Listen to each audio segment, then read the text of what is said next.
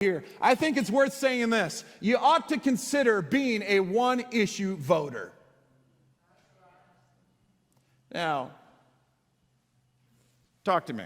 If I was in German Parliament in 1933, don't worry, he's not preaching. So go with me back into 1932, the presidential election of Germany. There's two candidates that are probably going to win. There's Adolf Hitler and there's Paul von Hindenburg. Narrowly, Paul von Hindenburg wins, but Hitler, as the leader of the largest political party in Germany at the time, pressures him into appointing him as the Chancellor of Germany. So 1933 now, Hitler is appointed as the Chancellor of Germany. Now, fearing a revolution from the Communist Party, Hitler gets permission from von Hindenburg to imprison any political opponents that might cause any problems. And the Parliament building, the Reichstag, is actually lit on fire, and this really riles up the people in fear of this revolution starting. So Hitler now has imprisoned many of his political opponents. Paul von Hindenburg now dies of old age, and it's March 1933, and Hitler proposes to the Parliament the Enabling Act. This act would give him basically dictatorial power over all of Germany to ensure that this communist revolution does not happen. Now, in hindsight, we know a lot about Hitler already, and we understand what his policies were, but you, as a parliament member in 1933, are voting to either yes for this Enabling Act or no for this Enabling Act, and these are what you know about him. So in 1920, he joined the NSDAP, the National Socialist Deutsche Arbeiterpartei, or the National Socialist German Workers' Party. And in 1920, they published the 25 points of the NSDAP. Point number 4 says this: only Germans may be citizens in Germany. Only those of the German race may be members of the nation. No Jews may be a citizen. Points 5 through 8 go on to detail more of these rights that are exclusive to citizens and push out any other races like Jews or inferiors.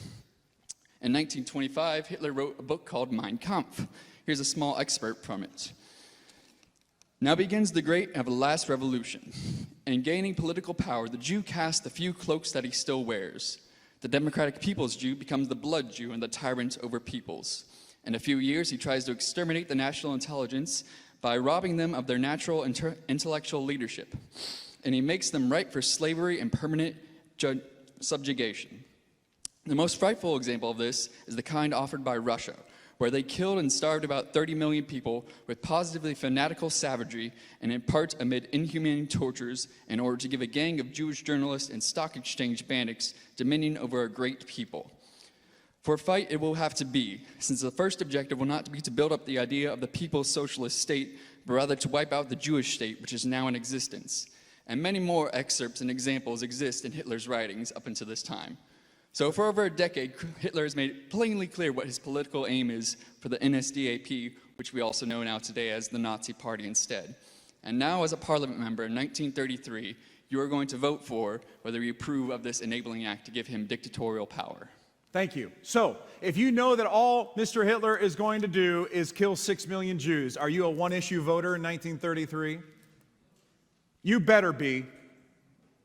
You better be willing to say that if all he does is kill 6 million Jews, I'm voting against him. If that's all he's going to do, are you a one-issue voter? You better be.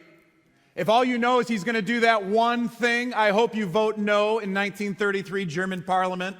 If you're in the early 1800s in British Parliament and you know that the only thing William Wilberforce is going to do is abolish slavery and the slave trade, if you know that the only thing he's going to be responsible for doing is abolishing slavery and the slave trade in the United Kingdom, will you vote for him to be your representative in Parliament? I hope your answer is yes. I hope you be a one-issue voter. You say, well, the president and everyone else who's pro-life, they're this and they're that. Listen to me just a moment. If you have an entire political party that thinks that the right way to do is to put open season on all babies all the time, no matter their age, no matter how far along they are, I hope that you will become a one-issue voter. Now, maybe we should remember that elections are very important. They can touch actually other elections that we cannot touch. I'm almost done. I know it's the longest sermon I've ever preached here. It won't happen again this week. Do I still have you? For example, the Ninth Federal Circuit Court of Appeals was so liberal that in the Washington Post, February 28, 2019, called it the Ninth Circus Court of Appeals. And it is, as of February 28, 2019, the Washington Post says it is no longer liberal. Well, how did this happen? Well, when any of the 29 seats of the Ninth Circuit Court of Appeals is vacant, the President of the United States nominates and the Senate confirms a judge who will fill the vacancy. Isn't that true?